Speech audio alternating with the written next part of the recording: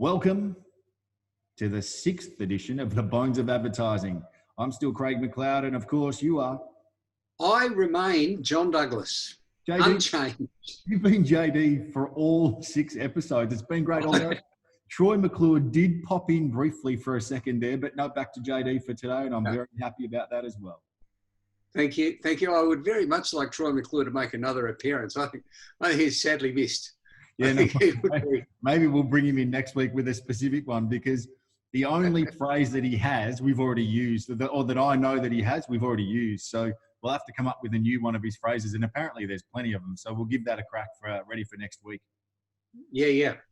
We absolutely should. Now, let me ask you this week. Have you got a bone? I have got a bone. Well, I have a bone to chew, but I'm wondering, right, would you like to chew over the bone of research? Wow.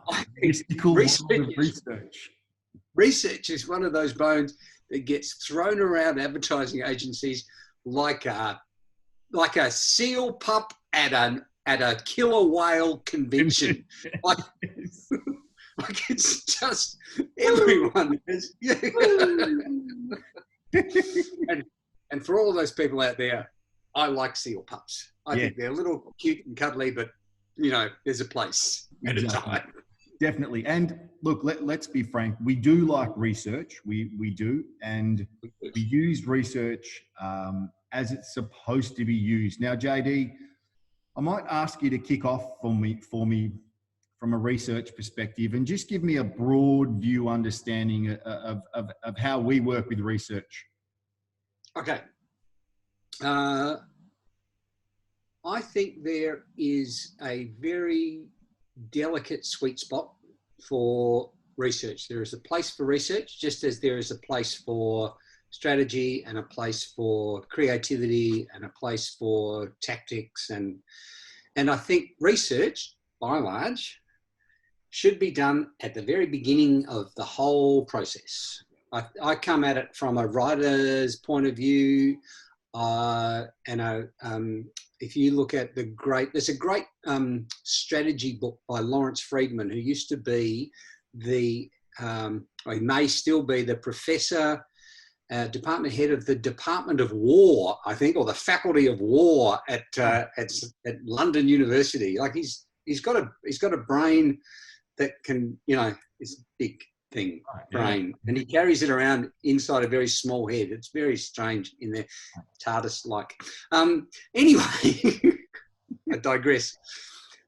He has written a magnificent book on strategy, and the point he makes, and the point that every great strategist will tell you, is you can't really strategize until you know the lay of the land, until you know where the battle is actually going to be fought. You can't create the strategy you need to create. And so if the strategy, and you know how much I love strategy. Oh, yeah. If the strategy depends on the research, then everything that comes after the strategy must also depend on the research. So get the research done first. Yeah. And the most important piece of research I think you can do, and this is going to come as a shock, I think the most important piece of research you can do is to actually talk to the customer. Holy shit. That one again, talk to the customer. Ask for some information from the people who might buy from us. Crazy idea, JD. Don't tell anybody. Very much mum's the word, mate. I get the fact that a lot of people just want to leap straight to what's the solution. We live in a world that is so confined by deadlines and so constrained by budgets that the whole marketing process, let alone the communication process, the whole marketing process is so kind of compacted that it's very easy to go from what are we doing next year to can I have an ad next week inside that week. What do you think social media has done to that, JD? What do you think that really fast-paced economy of advertising and consumption of content has done to the research? I think we tend to go straight to that without actually doing the piece that actually understands how people consume that research, how they buy and what impacts all of their decisions. So, I mean, we go back to the classic, sales pipeline, sales funnel, the sales cucumber, whatever you bloody want to call it. Yep. And like, what do we need to do at this part? What do we need to do at this part? What do we need to do at this part? And how does everything kind of work together? And you figure out what are the things that drive purchase? What are the behaviors? What are their attitudes? What are the things that matter to these people in their lives? And what are the things that they believe about the category? You work out how those people, which of those people are most likely to be your best customer. Yep. And then you go and talk to them and you say, right, what do you believe this? Do you believe that? Do you believe this? Do you believe that? You get a whole lot of information. And then from that, you can then create your strategy. Yeah. But that's the place of research. And what you can do, if you really want, is once you've got the strategy and you've got 2 or 3, strategic thoughts, like an idea for we could do this, or we could do this, or we could do this, like 2 or 3 territories, maybe. Yep. Positioning, territories, exactly. Yep. Which one of those is most likely to be most effective to those people? Yeah. But you don't go to them with a mock-up of an ad and say, if we showed you this, would you buy us?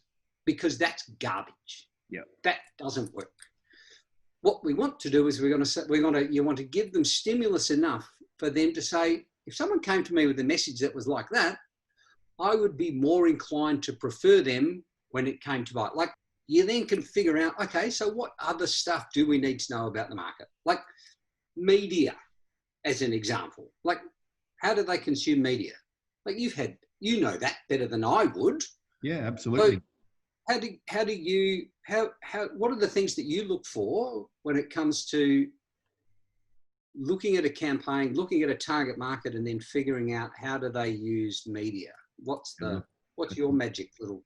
It's a great point and a great follow on to where you were, JD, as well. So one of the main things that we always try and look for is when we go through that process of clearly trying to understand that target market and then the market opportunity within that target market as well. So that kind of comes back to what you were talking about before. Yep, it's great to know that you've got a target market, but which are the people most likely to be inspired by a message that we tested? So the message, not the exact campaign, but the message that we tested, which one is most likely to be inspired by that one? That's really what we're trying to work towards. And what we really want to understand on that best prospect as well, or about that best prospect, is we want to know what their media consumption habits are. We also want to understand what their advertising attitudes are. Now, the reason we want to know both of those things, JD, crazy idea, but once you get to a point, don't say it. Once you get to a point of saying we've got the campaign ready to go, we want to place that ad in the spot most likely to have the biggest impact on someone when they're making a buying decision. That's really important, that we want to make sure that we find them when they're most likely to be inspired to act. So that is where... So what you're saying is we want to sell stuff. We want to sell stuff. Crazy idea. We're actually doing an ad to sell something. Crazy, but it's true. And going back over it, it's really important to then look at where our competitors are as well. So it's really good to look at competitor research. So not only at the campaigns they're going to market on, because what we want to do, and you often talk about being distinct, JD, when we talk about the campaigns we develop, it's really important that we look at the category with which we're working in and make sure that the campaign that we come up with is going to be something that's memorable, distinct, something that's going to be remembered over the competitor message, and that's going to stand out when we're going through purchase consideration. We want to make sure that someone's going to remember our message over the competitors and be compelled to choose us. That's really the art of what we do, is making sure that we can get those principles aligned and happening when someone's ready to buy, wouldn't you say? Oh, absolutely. And it's interesting. when you look at, so research happens now, which way is my timeline going? If research happens at the start here, Yep. and we do a little sense check here, and we run the campaign. Yep. And through the campaign, we can monitor it. Monitoring is important. Yep. We can monitor it, which is a form of research, yes, but we're not measuring what we believe the likely psychological impact of one ad on the preference of it. Like, you can't measure magic, and I'll get to that. Yep. So you do all the research. What's the attitudes? How do we figure out what the segment is? How do we know who's buying? Where should we put it? Do we measure it? And then you then can do your measurement. You do another round of research, another measure before you go into, this is important, before you go into next year. Yep.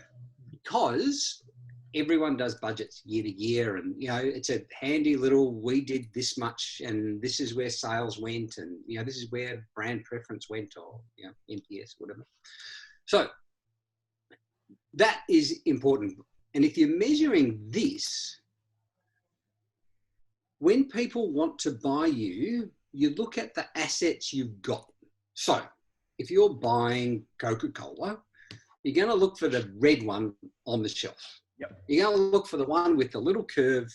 Like, all of that is important, and they're just the triggers. Like, if you go back to Byron Sharp and the Ehrenberg Bass and How Brands Grow, and what is the thing that's going to help you turn your brand story, which is a whole different bloody bone to chew, and we'll get to that. Be patient. Yeah, so we're talking you've got this brand ad which doesn't sell anything, but primes the target to want to buy stuff when you come to them and say, buy this now. Yeah. When they're walking down the shelves and they see the red label in the soft drink aisle, are they predisposed to it? Do they like it? Is it a brand they prefer? Can they recognize it on shelf? Tick, tick, tick, tick, tick. There is then and Coke would have the exact numbers, but a 52.76% chance they will lift it off the shelf and put it in their, That's research is very good for figuring that out and allowing you then to figure out how you performed over the course of the year. Yeah. But for God's sake, I'm just going to get on my high horse here. Here we go. Do not research creative executions. Yeah. I get you have to trust yourself at some stage. You have to say, we know this, we wrote this brief, we believe this is exactly correct. This is what we've done. Does it answer the brief? Yes, indeed. Tick, tick, tick. Let's run it. Yeah. Because if you run it, you can then measure how that ad performed. Right. You can then measure what the things that you want to measure. Every ad should have a purpose. Every single ad should have a purpose. If it's a brand ad, it should be about lifting brand preference or embedding, brand symbolism or semiotics or whatever. Get me off my horse. I'm getting dizzy. Well, I'm going to ask you, while you're on your horse, I want you to make sure that we're crystal clear on why researching creative is not what we do and why we don't recommend it, JD. I think that's just as important as you saying, don't do it. Trust that there's a number of things. Advertising is a mix, you always say, and I love this. Advertising is a mix between art, science, and magic, right? Yeah. So why don't we research creative? Why don't we look at our... Because you can't measure magic.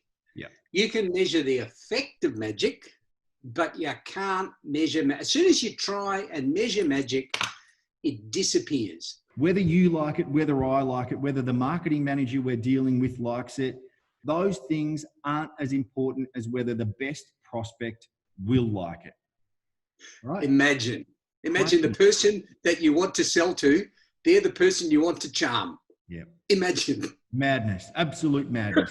But what I want to ask you, JD, and maybe this is a great spot to put our final point is, So that's how we work from a research perspective. Tell me what you know about other agencies out there. Do they share the same view? Are we on our own in this space, or is this something that is a collective view? And do you know? I know of some. I don't know of them all. I think there's a lot of pressure inside client land to want to research everything, because it gives you a piece of paper to hold up in front of the board and say, I know it failed, but we went and asked the people that we, and here's the bit of paper that said they would like it. Yeah. And the issue is, if you hold up a piece of paper and you say, what's wrong with this? People are going to tell you what's wrong with it. Yeah. That's the last thing I'll say about that. I think there are some very good agencies who will use research in exactly the right way, and that will depend on the people, the marketing managers, and the pressures on those marketing managers from inside client organisations. Yeah. So if you've got a marketing manager, and inside the organisation you've also got a very strong presence of a sales manager and a very strong presence of a people and culture manager. I'm just pulling it out of the air. Yep.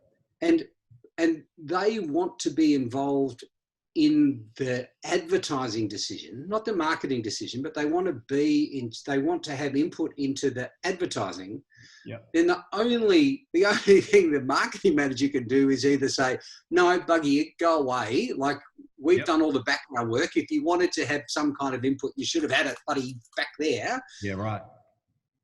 Or you go and you research it and you say, listen, Mr. Sales Manager, we've spoken to, these people. And that goes back to, like, the best way around that is to go back to episode 2 and, make friends with your sales manager. Yeah. But there are some agencies that do it well, and there are some agencies that are they're either really bound to the research. Let's make sure, let's dot these I's, let's cross these, we want to get empirical data on everything, that it just stifles, and you end up with this rational, turgid garbage that goes out into and makes no difference. Like, you might as well just stand and burn $20 notes at your door. Absolutely. Or $100 notes. And I think, and then there are other people. Sorry, I will get to you. I do. I see you want to make a point, but you put me back on my high horse. It's your fault. There are other agencies that are like, nah, we'll just do it, and you trust us. Yeah. And those agencies rise and fall on the strength of their ideas and the good luck that they enjoy or don't enjoy in the market. Yeah. And I think there is a nice balance of something somewhere, and I think we've got it largely right. But, I would say that because I'm part of the process. And this is the important point to end on. Definitely all about that stimulus and the overarching idea being tested. I think that's a great idea, and potentially posting 2 or 3 different territories that we want to garner feedback on before we go to the point of actually creating the campaign, where we bring the sizzle, we bring the magic at that point. Yeah, exactly. Yeah. Just ask for feedback, and ask for, like, the role of a good moderator is to find out what is good about it, rather than necessarily what is bad about it. Yeah, like, you can see when people really don't like something, that you kind of have to unpick what's good about it. And there's a delicate balance in there. And I think we just hats off to people who do it well, I think. Absolutely. And I think that was a great one, and good to get you on your high horse. But I think we'll wrap up there, mate. And that's another edition of the Bones of Advertising. Thank you very much. Thank you very much. A very good little snack today. Thanks, mate.